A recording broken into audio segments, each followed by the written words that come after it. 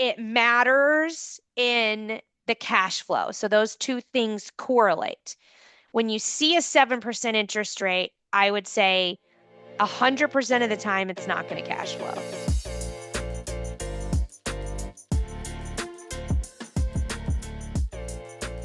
To call agents live. So I think maybe I made two calls and I got an agent on the phone and talked to the agent on the phone, and she was interested in hearing my offer. And if you want to go back, so that particular call, I'm so sorry, I forgot to record. I don't automatically record all my Zooms. I have to do it manually. So that one is not. But the next week, what was it? Last week, we dove more into creative finance, and that one is up in my school. So if you're not in my school, sign up for my school. It's free. And that's where I announce all of my Zoom meetings and I put all of my recorded Zoom links in there so you can go back and watch them. But last week we talked a little bit more about creative finance and how to make offers. And if you were here, I think you would see like it was pretty simple. I think everybody kind of overcomplicates it, right? I didn't pull out any spreadsheets. I didn't underwrite it. We looked at a deal that I was actually putting in an offer on. Thanks. Thank you so much for doing that. Richard put the school link in the chat. So if you want to join my school and you're not already in there, go in there.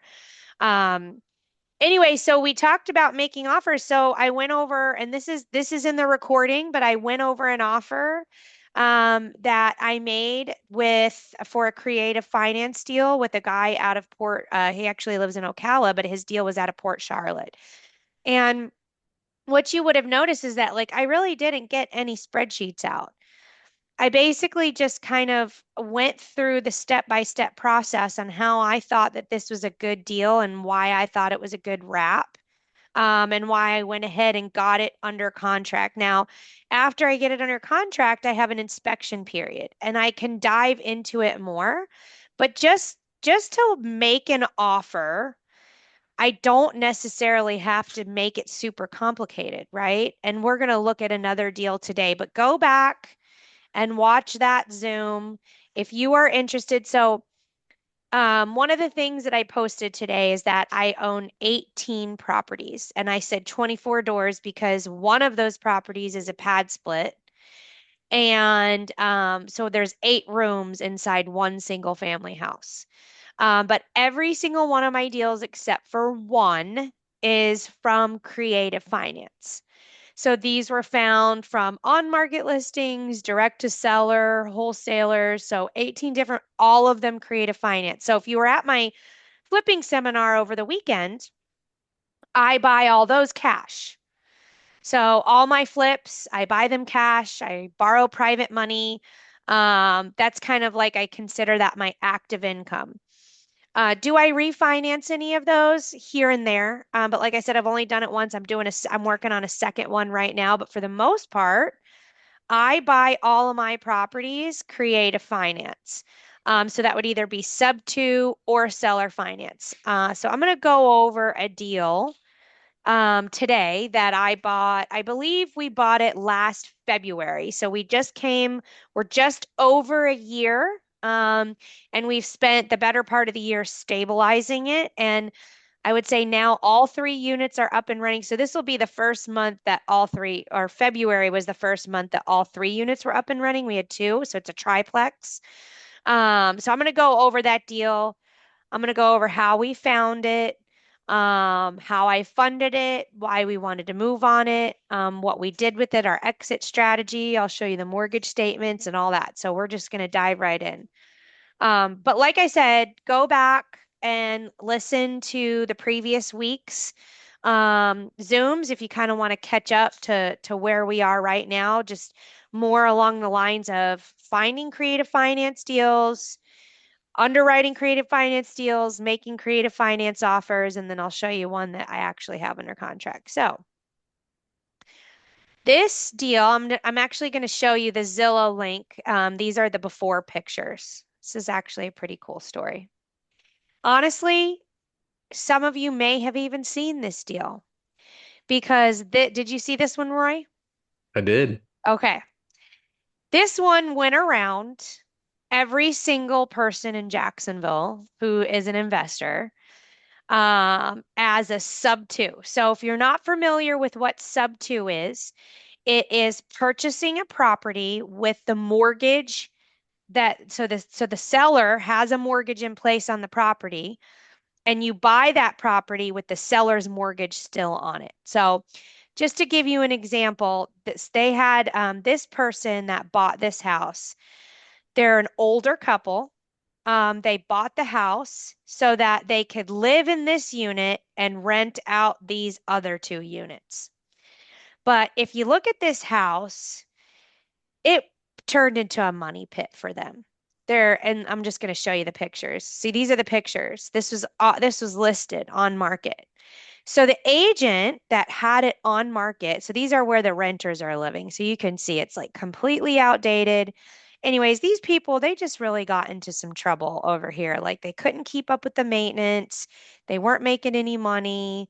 An older couple, this was a VA loan. Um, Cool building. Like if you see, it's a cool building, but these people, they just couldn't really I think it was like one of those house hacking ideas and that had gone wrong. And so, there was an agent that they knew that had it listed and he's very familiar with creative finance. And so he was offering it out sub two. And he was saying they were wanting to get, I think, would we 680? I think they were at a little bit less than that. Let me see what they had it listed for.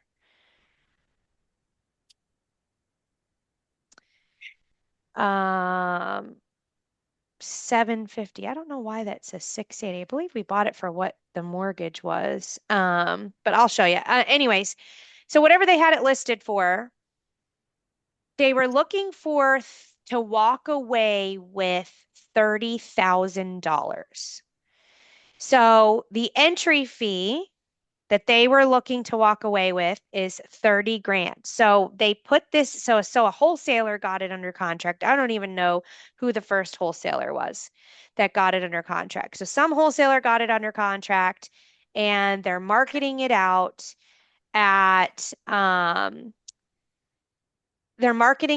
and they're at, $30,000 entry fee. Well, if you look at this property, not a $30,000 entry fee. That's $30,000 cash to seller. But like, I mean, the roof needs to be done. I mean, this is a huge building. And by the way, it's 3 units. There are two master suites in each unit, plus a half bath downstairs. So it's pretty cool. Upstairs, has both the bedrooms, and both the bedrooms have a full bathroom. And then downstairs, you have washer and dryer and a half bath. So it's pretty cool inside. But you can see it's like all outdated. I mean, these decks, like I didn't even want to walk out on these decks because they were so old and rusted out, and disgusting. I mean, they completely needed to be replaced or shored up, whichever, and these people, they just really couldn't do it. Anyways, so they're putting it out at a $30,000 entry fee. So essentially, and then you take over the mortgage, and I'm going to show you guys the mortgage statement. So this is the mortgage statement that's being sent out. So you'll see this was a while ago. So this is from 9/2020, not September 1st, 2023. So this is how far back this is. This is the first mortgage statement that I got. So let's just look at this for a second. Their payment every month is 4,500, 4,563. That's with taxes and insurance, and this is homesteaded, and that only has to do with taxes, which means they're paying reduced amount of taxes because it's homesteaded. They're living there, they're house hacking. Yep, so that's why it said 680. See, look, so the original balance was the 680, 622. They're trying to sell it cash for 750. Nobody wants to buy this house. They overpaid for it anyways. I don't even know how they got this VA loan, to be honest. Um, because I just think they way overpaid for it in the first place. But anyways, just because of how much needed to be done. So they have it out there for 750. It's not selling, not selling. The agent puts it out at you can take over the mortgage at the principal is 680,000 and give the seller $30,000. But this house, this property, I mean, this looks probably like at least 120, if not 150. The bones are good, the AC's good, the electrical's good. But if you look at this, the roof, okay, so the roof is 2013. So it's still good, but you can tell there's some wear and tear here, right? So 2013 roof, it's 11 years old. If this is a 20 year, I mean, you could need a roof in 10 years. That is a huge expense. By the way, anybody can, interrupt me if they want to ask questions. Okay, so they put this out and it is getting pimped out, right? No one, oh wait, I stopped sharing. I got to go back to the Zillow link. Sorry, I forget to do that. Here you go. So the roof, here's the roof. You guys can also look it up on Zillow on your computer too. This is the old listing. So you see the roof here looks a little rough, but the roof over here looks pretty good. But still, it's a 2013 roof. It's going to need to oh, over here it doesn't look super great. And they've got these. Anyways, this is at least 150,000. So what's your entry fee? Your entry fee is probably more like 150 to 180,000 plus closing costs. So that's what people think. They're like, "Oh, you can buy this house for $5,000." No, it's not $5,000 because it's 5,000 plus whatever needs to be done to the property. Plus, if you're going to Airbnb this, you got to furnish it, um, all that good stuff. So when I went to go look at it the first time, I was like, I really like this building. I like the area. So I said to the agent, I tell you what, I'm like, I'll do you a favor and I'll take it off your hands for nothing. But that's it. Like, I'm not giving any money because I'm about to put up $150,000 for renovation. And of course, the agent's like, no. So then I see it going around and going around and going around. I mean, this is before September. Like, I hadn't even gotten the first maybe I had gotten this. Maybe I had gotten this in September, and that's when I said I'll take it off your hands for free. Um and they of course they're like no. So then it goes around. I see all these people, all these wholesalers getting it under contract and trying to sell it, and I'm like no one's selling this and giving the seller any money. So what do you know? In just end of December of 2023, the agent comes back to me and says, will you give the seller $1,000 to help them move? Oh, cute. Okay, so you put that underneath of it? Perfect. Did you sign the card first? Got it. Love you. Okay. So he comes back to me end of December 2023 and says, will you give the seller $1,000 to move and take this over? Okay.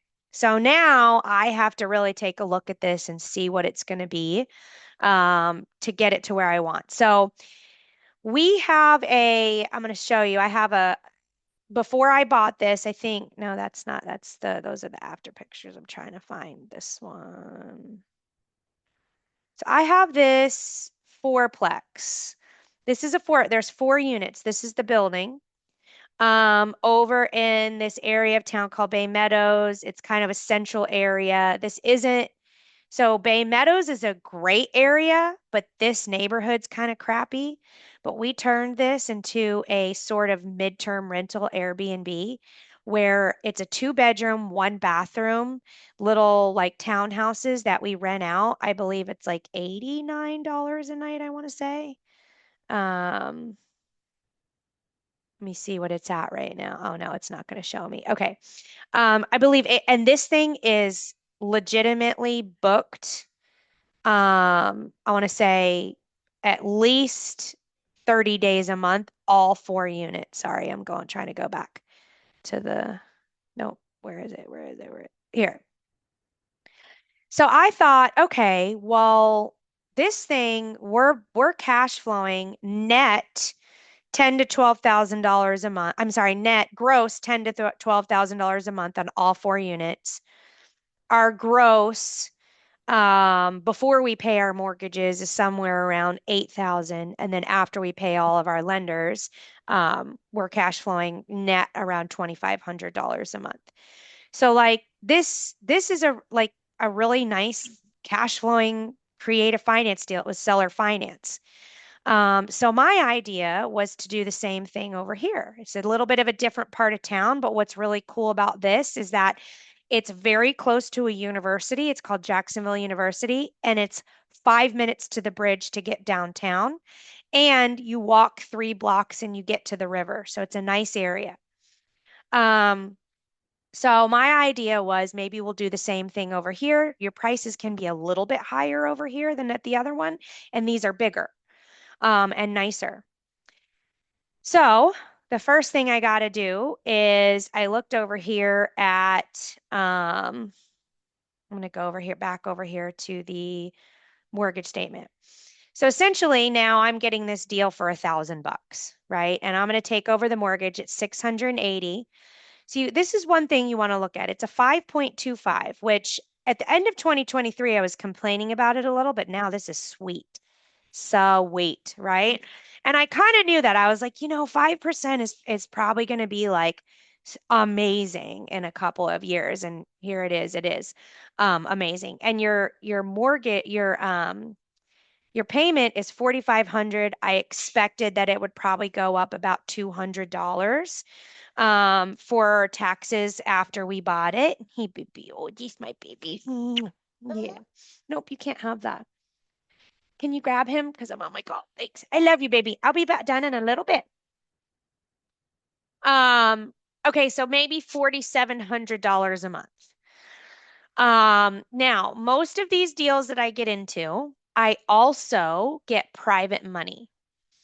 So I have to also calculate how much am I going to have to borrow and how much am I going to have to pay a lender, and can all of our expenses be covered?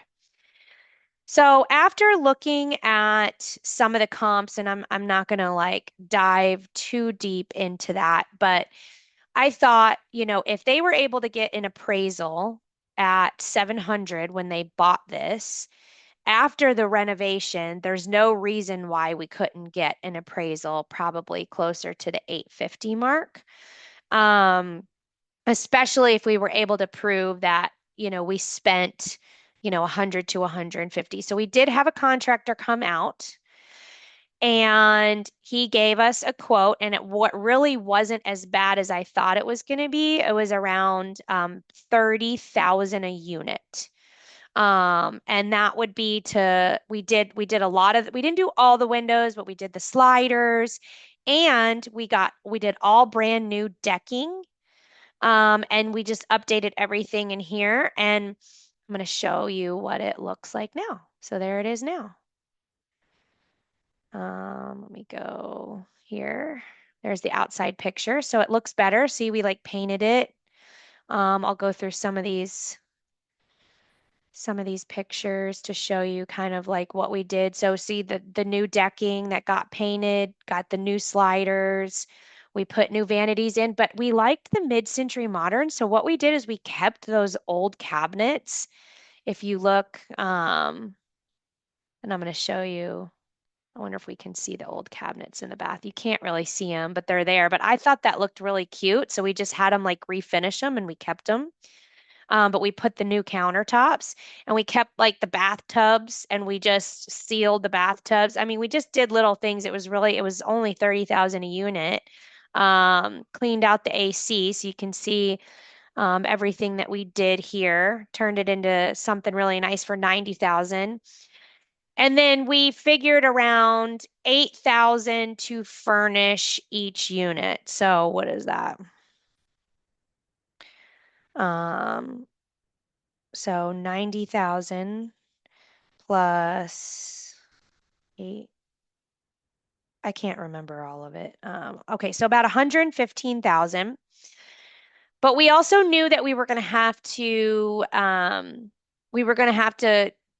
plan for holding costs, plan for having some reserves. And again, my goal would be to not be out of pocket for any money. So what we do is I will go and I kind of I based my underwriting off what we have been doing over here. Okay.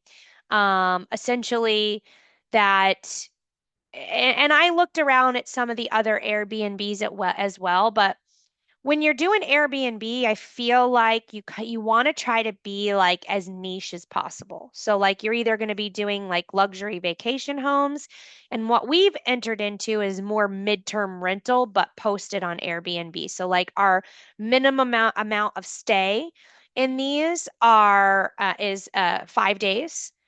So you have to stay at least 5 days. And so that really helps like get the bookings up and we keep the pricing down. I went around and I looked at, all the Airbnbs and I'm thinking if I'm going to price myself way under all these Airbnbs, I'm going to increase my booking. So based on kind of like a little bit of underwriting using this, we thought we could be around eight to $10,000 a month net. And then, after all expenses, just, if we use like the 2000 in expenses per month, which is pretty high, property management fee, on an $8,000 month is about 750, and then expenses would be 1,000. So our property management company, we have part ownership in it, so we get a reduced management fee. Um, so we would probably net around 7,000 a month.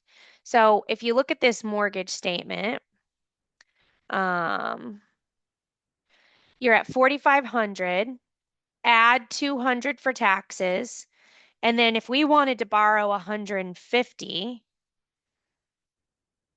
150,000, we'd have to add. We get Most of our lenders are giving us, I think we got a lender that gave us 150 on this for 10%.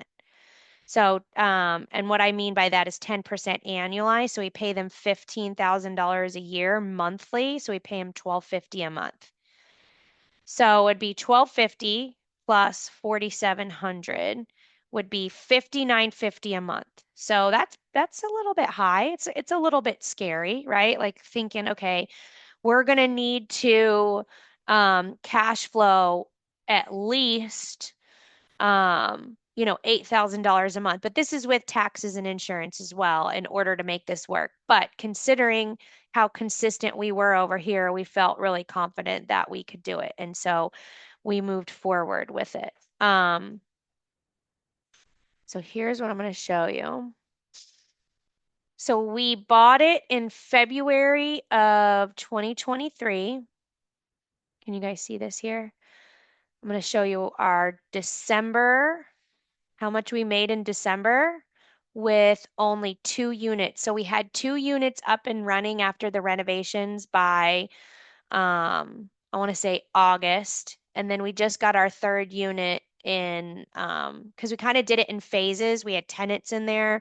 We had to get the tenants out. And then when one tenant was out, we would renovate it. And then we had to get another tenant out. So it really kind of took almost 12 months for all of the renovations. And we had 2 up and running by the end of August. So December, our net on just 2 was 8,500. So that was our net. I mean, sorry, our gross was 8,500 with just 2 units. And then our management fee was 750 and our total expenses were 2,000. So that was a little bit high. I'm not really sure. I'd have to go back and look and see why our expenses were so high that month. But our total net. So we had some to owe. We have somebody set up our Airbnbs and then we make payments to them. And so we owed some money there, but our net that month, 8531 minus 750 minus 1947 was 5834, and that was just on 2 units. So essentially 2 units pay for it, and then the third unit is kind of like our cash flow. And we did get an appraisal, and our appraisal came back at like 870. And so if we wanted to sell this property, we could sell this property as a cash flowing asset because it definitely cash flows.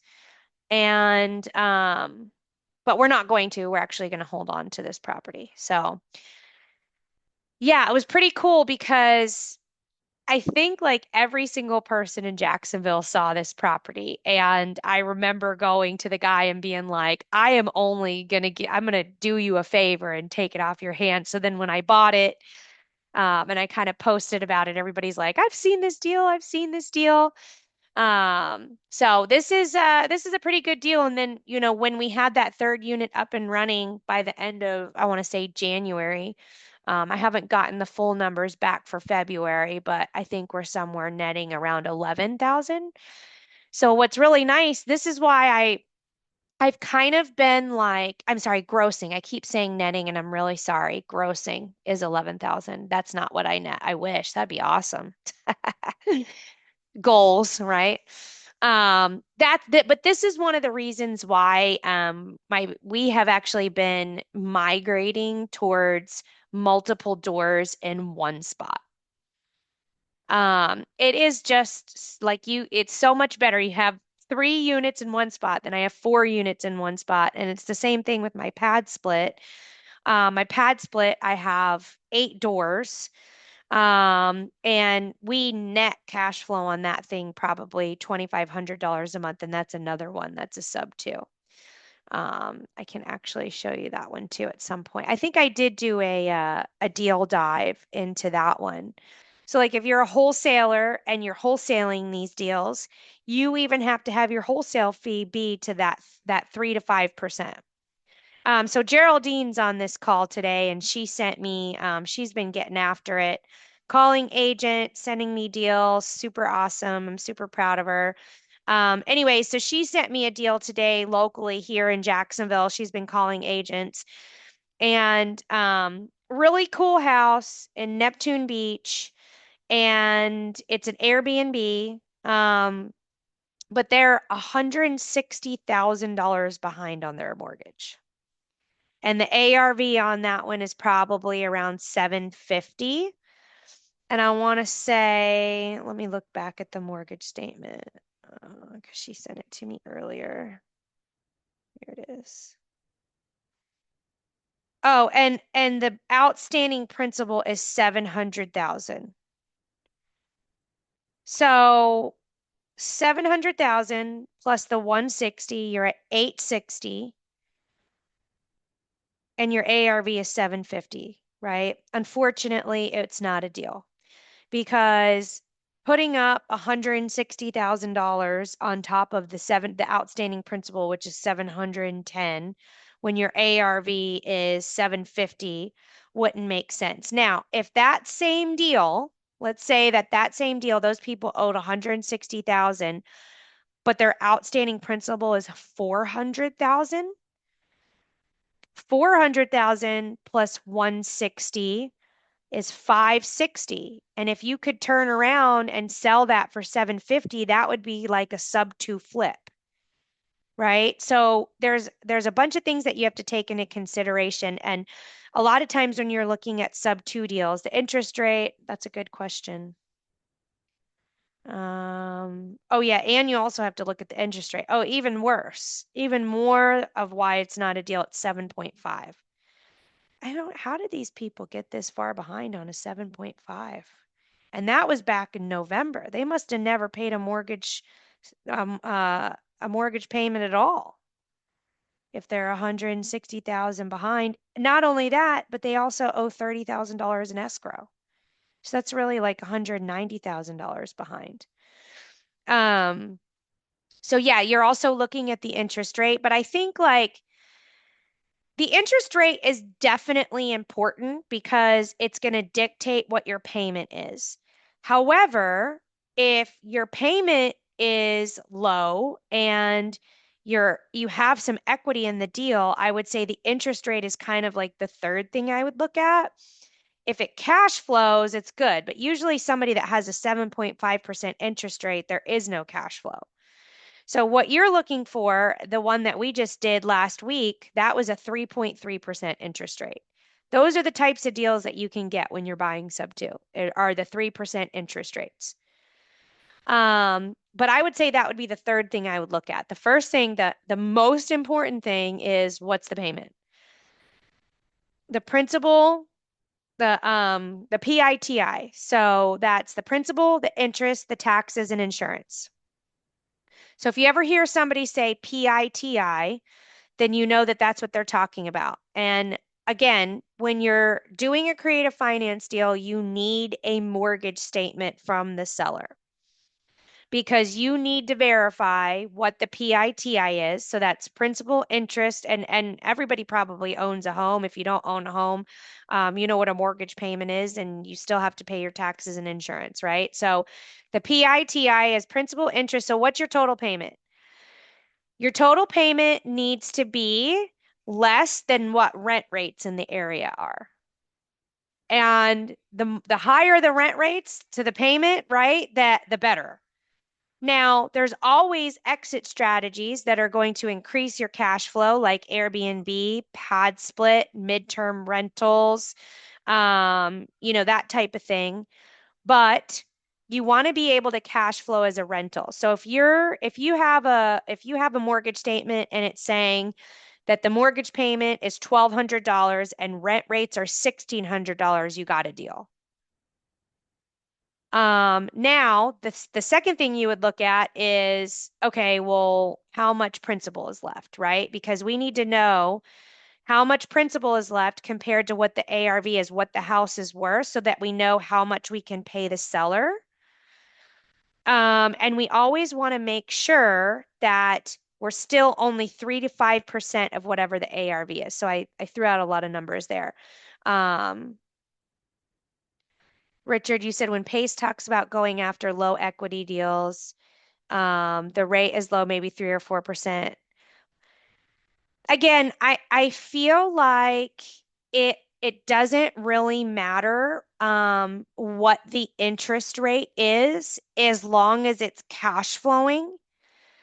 Um, and that would really just depend on your strategy. Okay. So like if you were buying this property, um, and to depreciate and you just wanted to cash flow, then as long as the rents or whatever your exit strategy is paying that mortgage, then it shouldn't matter. And I think people get caught up with this, but I've never really seen a deal that has over a 5% interest rate that cash flows, right? So, I mean, most of the deals that I have and that I'm buying, like my deal that I have my pad split on, it has a 3.58 interest rate.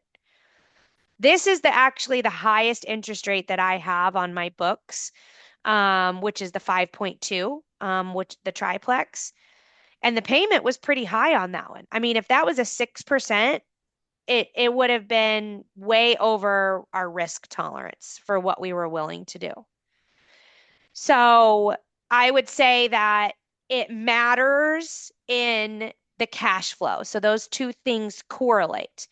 When you see a 7% interest rate, I would say 100% of the time it's not going to cash flow. So that's why you're looking for that 3 to 5%. And I think 5% would be on the high end. Um, but I wouldn't discount the 7% because it's very possible that you can still find wrap buyers that would be homestead buyers that are looking for these types of properties and they don't have the credit to go out and get their own mortgage.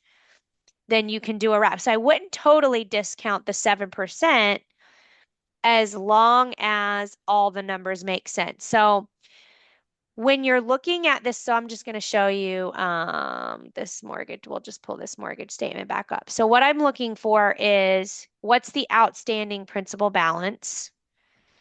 We're at 680. So in this case, I would say that these people are actually, they probably owe more than what the property's worth. So there's no way that the seller is going to be able to walk away with anything. They're just going to be able to walk away and not foreclose on this property because they were drowning. Now, let's say that the seller had some equity. This was 400,000 and there's 200,000 in equity.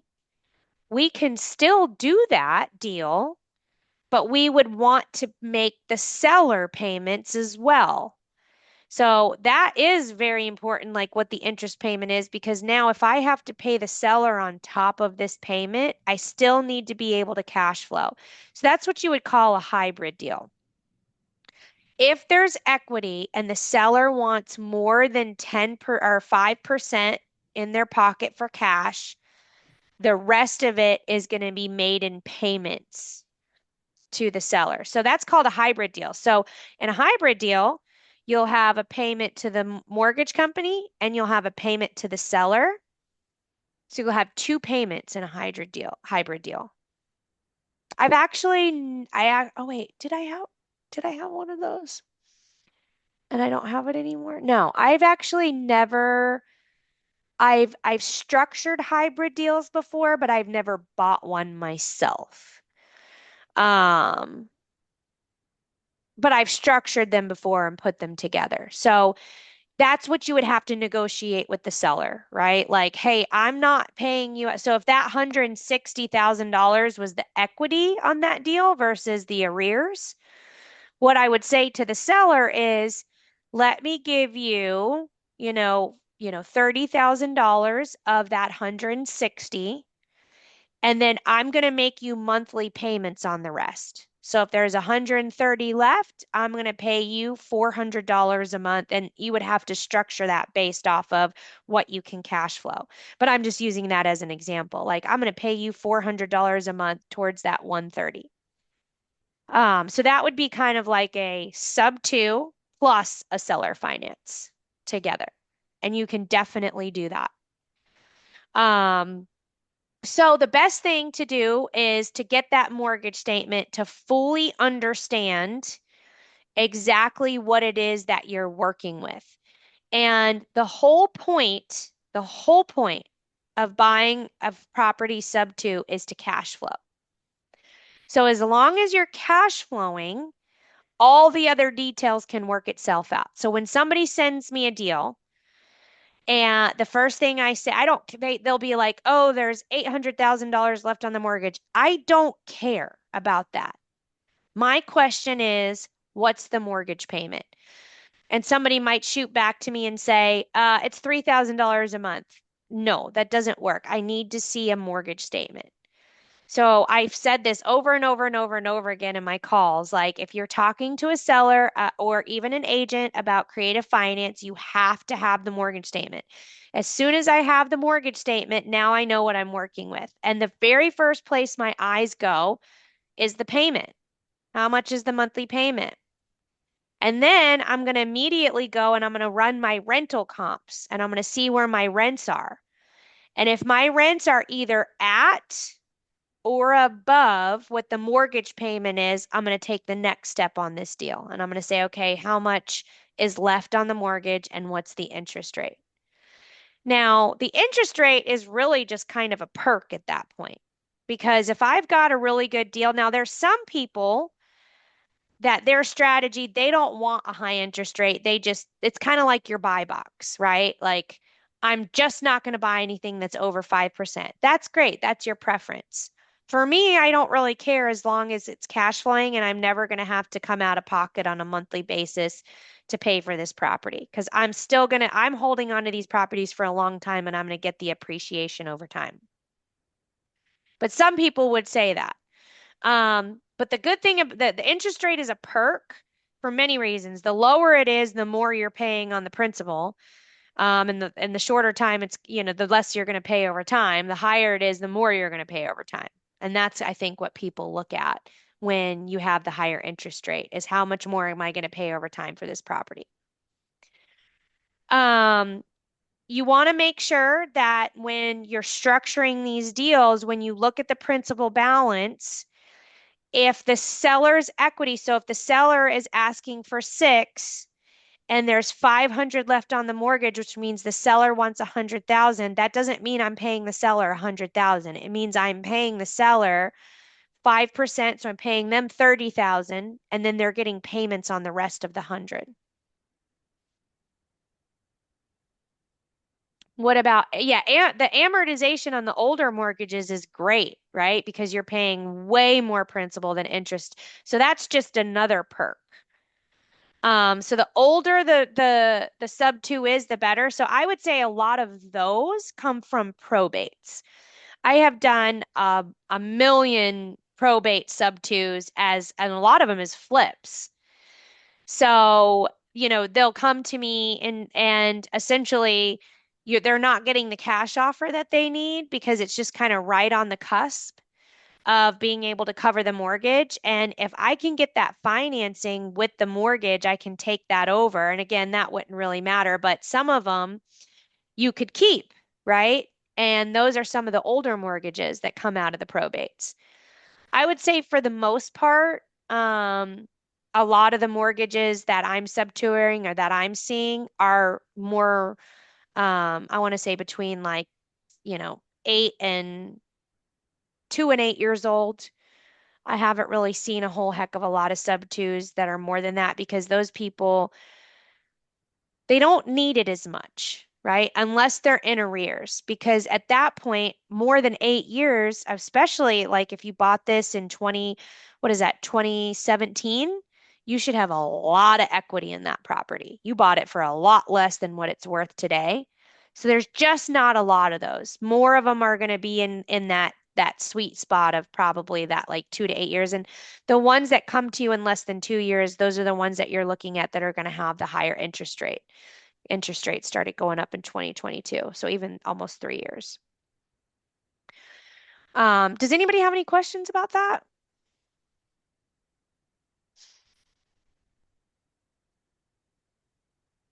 Cool.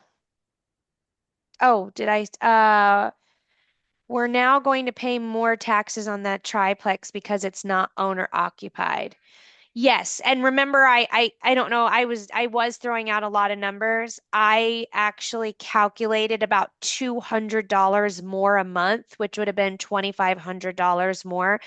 And the taxes actually didn't even go up that much. They only went up like $30 a month.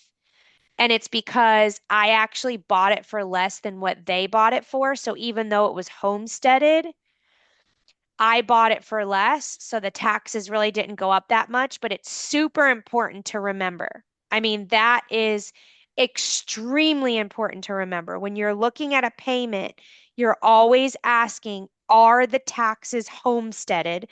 If they are, you can know for certain your taxes will go up. Um, how do they know that it won't trigger the due on sale clause? What, the homesteading? The homesteading isn't going to trigger the due on sale clause. The mortgage company doesn't give a rip about the taxes as long as they're getting paid. So no one's going to see that. How you get the due on sale clause called, and if anybody is wondering what the due on sale is, it's a clause in the mortgage that says if the deed transfers, they can accelerate the mortgage, which means they can ask for the entire principal balance within a certain, like a quick amount of time, within a few months. Um, so what triggers due on sale, the mortgage company doesn't care who the tenant is because these people, so first of all, it's a VA loan. Okay. So a VA loan, you're allowed to leave your property and rent it. So as long as the mortgage is being paid, the bank, they don't care. But what's going to trigger it is one, if you miss a payment, that's going to cause the bank to look, and then that could be the due on sale. So it's very important in the transfer of the property that you continue those payments every month. If there is no lapse in payment whatsoever, the liability of the due on sale being called goes way down. The other thing that triggers the due on sale is insurance. So the mortgage company has nothing to do with raising the taxes. That's the city. The city raises the taxes and sends the tax bill to the mortgage company, and the mortgage company pays it. That's it. So the mortgage company has nothing to do with the city and the property taxes. Um, I forgot what I was saying before that. Oh, and the insurance. If there's a lapse in insurance coverage, then they're probably going to notice that the deed has transferred. So you have to be very careful about how you transfer the insurance. So those are the two things that really cause the due on sale. One of the things that I do when I'm buying a sub two is I like to see how, like, the assets under management of the bank. A small bank would, I think, is considered $5 billion with assets under management or less. Like if you look at Bank of America, they have $300 trillion of assets under management, right? So the chances of the due on sale getting called with Bank of America is very low. Does it happen? Yes. And usually it's a mistake that somebody made along the way. Otherwise, they will never know. And so the higher the assets under management, the better. I always Google the bank, see what the assets under management are. If your assets under management are under the 5 billion, it's pretty risky because it's a community bank and usually like even the owner of the bank is very involved in all of the loans. And so you don't really want to mess with that. So the taxes have nothing to do with the mortgage company and they don't care as long. In fact, if you are homestead, you don't even have to be homesteaded in your taxes. It's just a benefit that you get to apply with the city. So the mortgage company doesn't even know if you've homesteaded the taxes or not. They have no idea. They just know they need to get paid or you get in trouble. And then yet another question. How much would you think you'd need from a wrap buyer and would you use it towards the purchase price or you do it as an option fee? Okay, so what you're asking here is going to be it really is going to matter on where your location is. So in Texas, wraps are really good. You have a lot of immigrants who have cash, but maybe they don't have credit, but they work, so they have money and they want to buy houses. And they can't get a traditional mortgage. So the wraps are great in Texas, and you can get extremely high entry fees. Here in Jacksonville, not so much. People don't have money here. And I've sold several wraps here. I don't own any myself, but I've, wholesaled them or worked on them. But the wraps here need to be under $10,000. So it is going to depend on where you are, what the demand is, and you really have to know your market because you can get, I mean, on average, it takes about 6 months to find a wrap buyer. And usually a wrap buyer will pay higher than rent rates, which is why it makes sense to do a wrap on the deals that you find that the rent rates match the mortgage payment. So that would be considered a non-cash flowing sub two that then you could turn into a wrap. And I went through all that on a deal that we did last week that you can go back and look at it if you want to. And then I'll take this last question. And do I use a servicing company? So a servicing company, I don't use a servicing company on mine. Now, if I had a hybrid deal, I definitely would. And when I wholesale a sub two deal, I make the buyer use a servicing company, but I actually don't. I only own four sub two, so I just do my own. Um, and a usual charge for a servicing company is there's usually like a $300 to $500 setup fee that I make the buyer pay, and then it's about $50 a month that I would wrap into the mortgage so you wouldn't have to pay it. Um, if a property is a new build or a rural part of Texas, is it worth trying to do a sub two? Sure. Small towns? Yeah, great. I mean, who cares as long as it's renting and it's getting paid for? I would just look at, what the payment is, and make sure that it matches rents. Mary, thanks for asking. The next flip workshop will probably be towards the end of next quarter. I do not have the dates yet, so I will let you know. For sure, I'll be putting that out there. So if you guys don't follow me on Instagram or YouTube, you should definitely follow me on Instagram or YouTube because I'll be posting all about it. But yeah, we had an amazing weekend this weekend. And I am partnering with everybody in my seminar on a flip. And so my goal is to make sure that we've at least started a flip with every single person in the current seminar before I do another one. But I am looking so forward to doing the next one because we had so much fun. So thank you for asking that, and I'll definitely keep you guys in the loop. But all right, well, that being said, 4:30, I like to end on time. So even my flipping seminar, Roy, didn't end on time every day. Like I'm like a time person. Yeah, So that's awesome. we were out I can't stand it when we're like we're going to 6:30. It's like, is Yeah. this going to be over? So yes, we are going to I try to end right at 4:30 every week. 3:30 to 4:30 every week. I will see you guys back here next week. Thanks for coming on. I Thank hope you you. have an awesome week. And this Thanks will for be up mentioning, on bro. the, if you, I saw a couple people joined at the last minute. I did record this, so I am going to be putting it up on my school, probably within the next hour. Hi, my name is April Giuliano. Right here is where you will learn all things real estate and how to juggle being a mom and entrepreneur. Don't forget to like and subscribe.